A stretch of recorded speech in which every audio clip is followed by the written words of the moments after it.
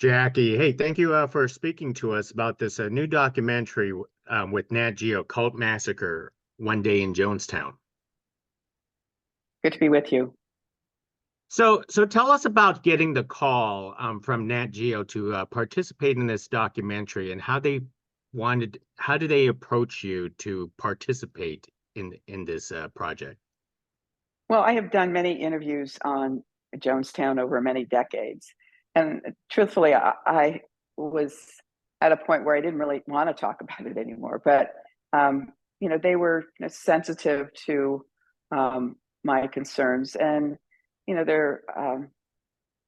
they did a really good job of underscoring what they were going to do, what their vision was, and how this was, intended to be a first-rate documentary on what happened. And having watched it now, I can say that they were absolutely right. They've done an extraordinary job, and there's a lot of footage that I had never seen before. So they did a deep dive into the research to get the footage that they are now providing to the public.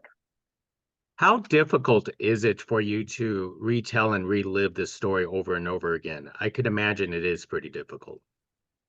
Well, of course, it's hard. I've moved on with my life, and I've tried to be productive with my life. But it does take me back to that horrific time. And in some respects, it's almost like I'm watching someone else's life. It's so bizarre. It's so indescribable. It's so out of the norm that most people shake their heads like, how could that really have happened? I shake my head as I looked at it again, thinking, how did we allow this to happen? And in truth, there were a lot of people that you can point fingers at. You could point fingers at our State Department and our embassy. You can point fingers at the local electeds in San Francisco. In all those cases, they chose to look the other way. Even though there were complaints being filed, even though at the embassy in Georgetown, Guyana, there were defectors that had sought shelter within the embassy and downloaded all of their information about what was going on. So it's very important that our government, particularly our State Department, put the interests of citizens above the political interests of the time. And I'm pretty convinced that there was an interest in wanting to retain a kind of calm relationship with the government of Guyana because it was a huge producer of bauxite for the United States, which is used in the making of aluminum. Now, I could be wrong about that. I don't have any real evidence, but they didn't move when they had hard evidence that there were problems there. And it took Congressman Ryan to go down because he had constituents whose young adult children had become involved in the People's Temple. And he had this sense that he had to find out for himself. He did that throughout his legislative career, going firsthand to observe whatever the issue was, whether it was, teaching in South Central LA right after the Watts riots or spending a week in a state prison. He has always done the hands-on work. Absolutely. I know there's tremendous respect from you for Congressman Ryan.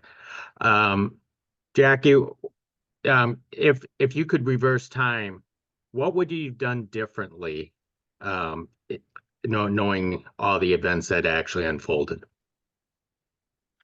Well, at the time, I had a premonition about taking the trip. I didn't think we had enough information. I was concerned about what all of the concerned relatives who had approached Congressman Ryan, all of what they had offered up as evidence.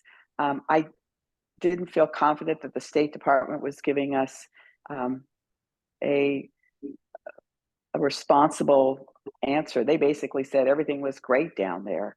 So if I could, turn back time, of course, I would have been successful at convincing Congressman Ryan not to go. But I did approach him to suggest that maybe we should wait, and he, chose to move forward. And I went along with another staff member because at the time, there weren't many women in high positions on congressional staffs. And I thought, if I didn't go, was that going to set women back in leadership in the House of Representatives? So I went.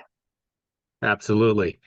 Now, how do you move on from a tragedy that you experienced? Because it seems like there's always tragedies in the news now these days, and as we're celebrating, not celebrating, but memorializing, the Pulse Massacre recently, Sandy Hook, Columbine, as these children are growing up. How do you personally move on and actually establish a successful life after this? It's hard. It's hard for, I think, many people who have endured tragedy. I just looked at the experience as horrific as it was, as painful as it was, that I was given a second chance at life. The silver lining for me was that I lived. I should not have lived. My whole right leg was blown up, but the femoral artery was not severed, which would have meant that I would have bled to death in 90 seconds. So I made a commitment then that if I did survive, I would dedicate the rest of my life to public service. And so, I've attempted to do that, having served on the local board of supervisors in my county for 6 years, for the state legislature for 18, and in Congress for 15. So I think you have to find purpose in your life, and you can't allow the tragedy to define you. Well said. And let me wrap it up with one last question. As people watch this documentary series, what is the one most important take you hope they walk away with?